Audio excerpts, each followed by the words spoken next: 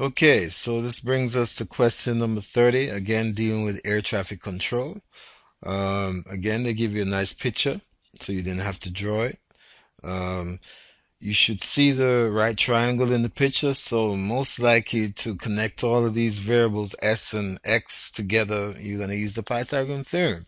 All right, so the theme is if you have a right triangle, you most likely are going to use the Pythagorean theorem. All right, now let's see what is given to us. All right. We know that the airplane is traveling at an altitude of 5 miles, and I guess it's never going to change. It's just flying directly along 5 miles as we go along. All right. And it seems as if it passes directly over radar antenna. Okay, so it passes over it. Now it says when the plane is 10 miles away, and they tell you S is 10. So not 10 miles here, but 10 miles away from the radar thing. So that's represented by this hypotenuse length right here. The radar detects that the distance S is changing at a rate of 250 miles per hour. Hmm. Okay, so that's a rate. All right.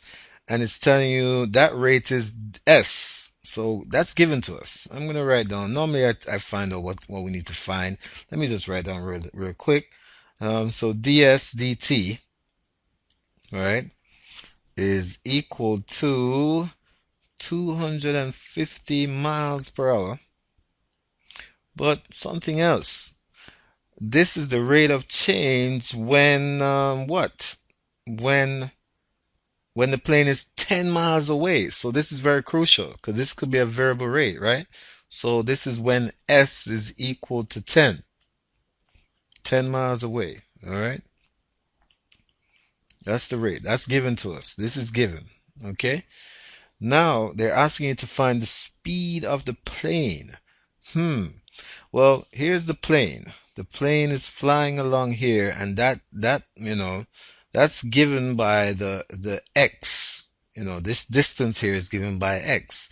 And if we want to know the speed of the plane, then the speed is given by what? Speed is given by the change in distance over the change in time, right? Change in your distance, and the change in the distance is represented by x, all right? So the speed of the plane, this is what we have to figure out now. We need to find, that came out real ugly, and again, um, we need to find the speed of the plane, and the speed of the plane is given by the rate of change of x, dx, dt. How fast is x changing with respect to time? That's given by the speed of the plane. All right, so let me make a note here. Speed of the plane. All right, speed of the plane. So that's what we need to find. And okay, so if there's anything else, we'll write it down later. For now, let's deal with the primary equation to connect these variables together, and that's the Pythagorean theorem. All right, so we have s squared equals x squared, all right, plus, oh, well, this would be normally our y, right? So let's call this y. What if this wasn't here, right? What if we didn't know that? That would be y, okay? So we're going to have y squared, okay? And I think that's what the solutions manual did, all right? What if this, we didn't know what the height of this was, right? So this would be just y, and then this would be our x, and this is s, right? Okay. Now, what do we have here? Well, we have, we're going to take the derivative with respect to t on both sides, right? So we should be familiar how to do this now. I've been doing it over and over. So this should be s, 2s, let's bring the 2 down, and ds dt equals, derivative of that is 2x dx dt. And also, derivative of this is 2y dy dt. Good? Now, Here we go. If you did this right here, right? Um, we have something for ds, all right? And we can figure out, we have something for s, because they tell you when s is 10, all right? So we have those two right here. Do we have something for x? Well, not yet. We can use the Pythagorean theorem. When s is 10, right? We can figure out what x is, right? We can definitely figure out what x is. Because when s is 10, and what else? When y is 5, okay? And when y is 5, okay? So, we know that too. When y is, we know that y actually is a fixed amount. Y is actually fixed. I just deliberately threw in this y right here to show you how the solutions manual started with this equation right here. You see, in the solutions manual, they started with this, right? But then they had a big old fat zero right here because y in our problem is a fixed amount. Y is not changing. Okay, y is always, 5 miles. The plane is always 5 miles high. All right, so y is not changing. Okay, so if you put 5 here for y, then the derivative of y, which is a constant, is just zero. So that's how they got a big fat zero right here. Because when you take the derivative of 5, the derivative of a constant is 0. Okay? So this ends up to be 0 right here. And that's how they had it in the solutions manual. Okay? Alright. So anyway, let's not worry about this guy. We know this guy is going to disappear because dy dt is just 0. Alright? If you don't see it, let me do it one more step.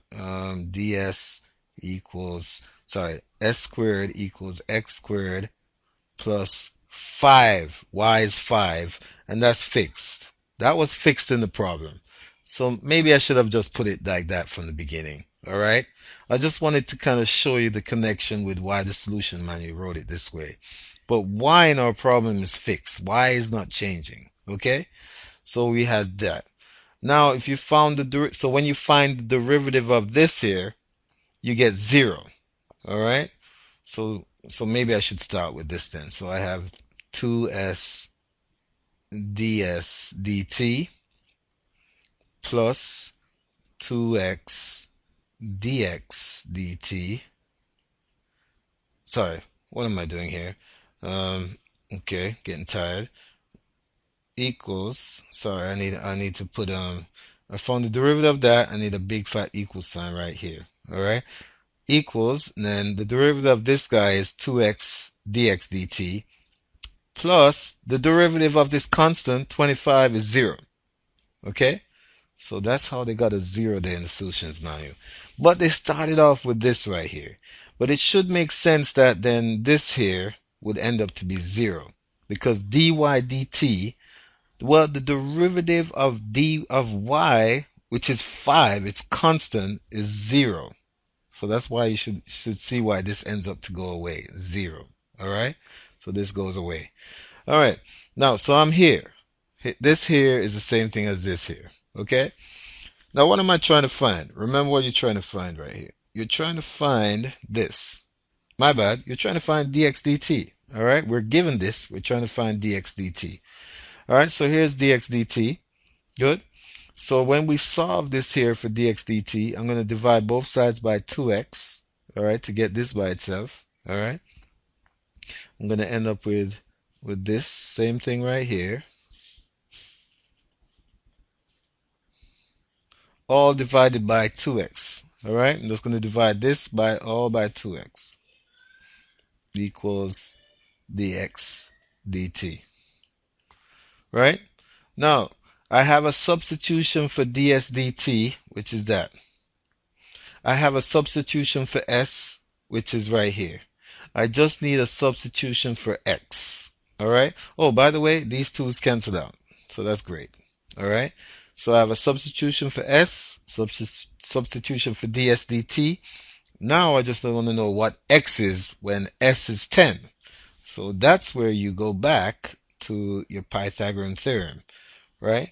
This right here. Well, when s is 10, I'm going to get 10 squared equals, And what am I trying to find? X, right? Equals x squared plus, well, what's y? Y is fixed. Y is always 5. Plus 5 squared. All right? And then solve this bad boy for x. Well, you're just going to subtract, 25 from both sides. So this is 100 minus 25, right? And you're going to get what there? You're going to get 75, right? So you're going to get x squared equals 75 when I subtract 25 from both sides. And then I'm going to take the square root of both sides and end up getting the square root of 75. Okay? You could break this down, but let's just throw this all now into this equation right here. All right? So I should be able to get it. So I'm running out of room. So I'm gonna have to do some erasing right here. Let me erase all this stuff right here. All this right here. Okay. So here we go. All right. Now, so I'm using this here to get my answer. This is what I'm asked to find, dx dt, which represents the speed of the plane. So dx dt, all right, represents the speed of the plane, how fast the plane is traveling. Is s, well, s is, and this is where the solution manual comes in now. S was 10.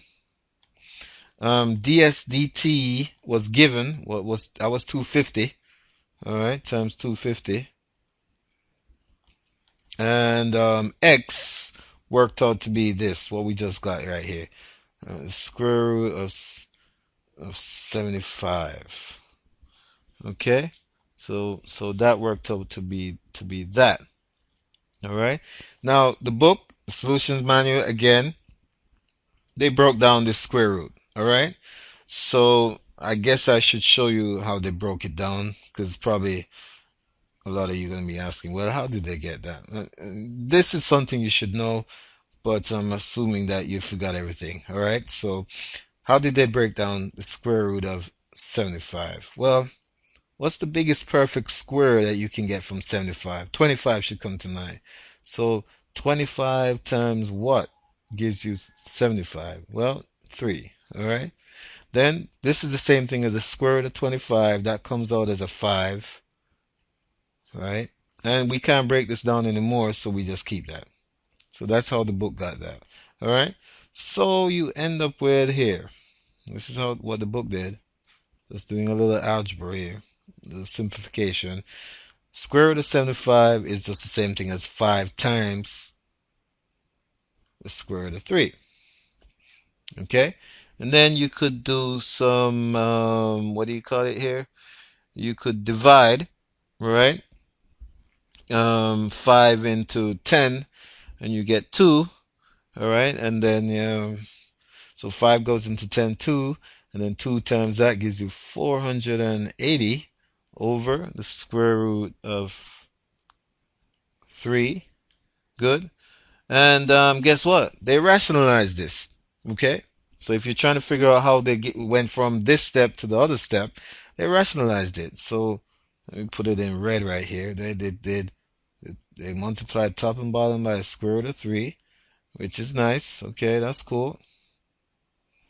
And then, so you end up with 480 times the square root of 3. And then these just becomes the square root of 9, which is the same thing as 3. And guess what? 3 goes into 480 evenly right here. All right? So 3 goes into 480, 160 times the square root of 3. All right? So that here is the speed of the plane, miles per hour. Miles per hour. Okay? And the book even gave you an approximation. This was approximately 277.13. This worked out to be that. Miles per hour. So that's the speed of a plane at when, that's crucial now, when all of these things are into play. When s equals to 10, right? And all of that good stuff. Because remember, the speed of the plane was dependent on some other stuff. Okay, so it's depending on on S as well. So anyway, the answer is this as what it was in the solutions manual. Okay, alrighty then.